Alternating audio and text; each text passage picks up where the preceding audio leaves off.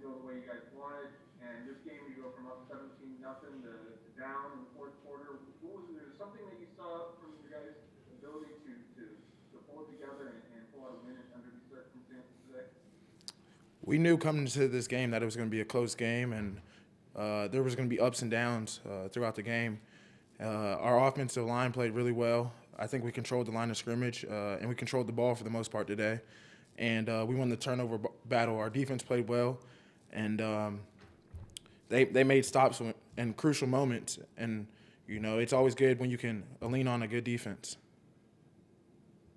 And for you individually, I think it was 24 carries or whatever it was, almost 100 yards. Biggest game I think for you since Maryland a couple of years ago. What gave you the ability to run the ball today better than you guys had really all season?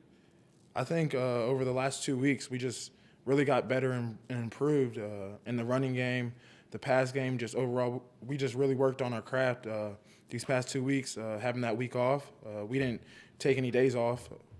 We went to work every day, whether that was just film, or a lift. I feel like everybody took the week very seriously and had a professional approach. Thanks, Connor.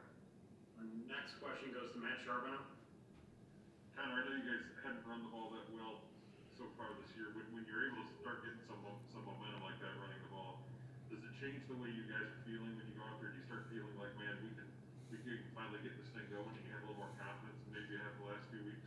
Of course, whenever you're able to run the ball, it opens up so much, and obviously with Speedy and Jaden on the outside, with those big long balls they had, it makes it easier for us. So if we're running the ball, they can make more plays, and when we're catching the deep balls on the edge, we're more productive in the run game as well.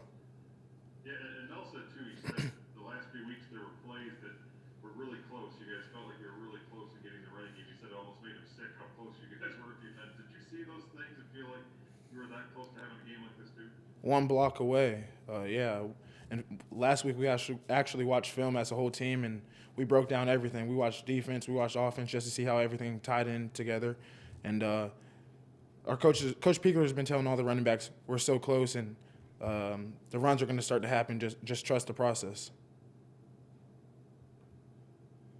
Our next question is from Nick Mantis at WLNS. Hey, Connor, when you're thinking about this past impromptu bye week that you guys had, Coach Tucker was explaining that he wanted to make sure you guys won the weekend. All the preparation that happened going into this weekend, and then executing when it came to game time. What was it like for you going through the week, having Thanksgiving, and all the preparation that went into it, and then you guys actually getting this huge upset and winning the weekend?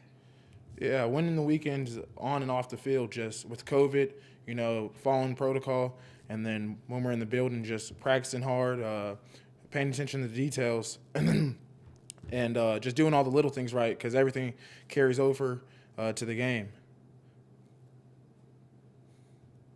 Got time for a couple more for Connor. We'll go out to Rico Cooney at Spartan Mag.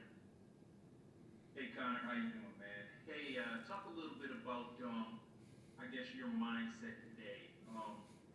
You really looked like you were looking for contact, and you wanted to run into people, and you wanted to establish yourself as somebody that was going to be a problem if they wanted to tackle you today. Well, I appreciate that, I guess. But, yeah, going into this game, we knew not a lot of teams were able to run the ball on them. And I don't think a lot of people were expecting us to run the ball on them like we did. I felt like we were very productive.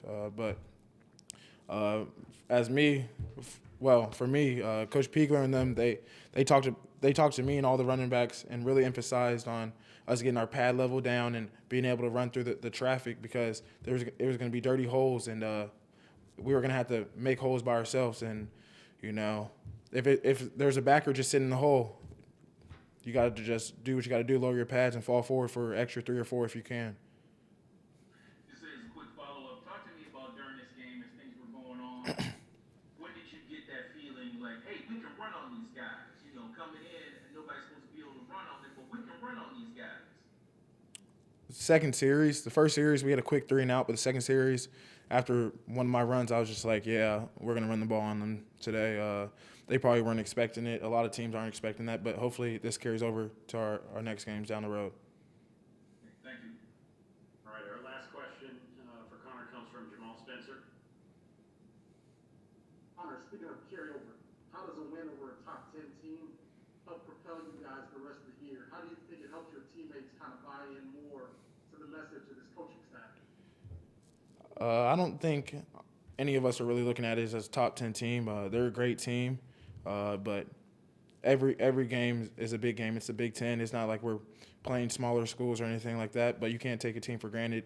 And was Michigan ranked top 10 when we played them? I don't know, but our schedule is one of the toughest schedules I feel like in the country because it's the Big Ten, one of the best conferences, and we don't really pay attention to the top 10 hype. It's just another team on the field, and we gotta win at all costs. All right, that's all the questions we have for you today, Connor. Appreciate your time. Thank you. Have a nice night.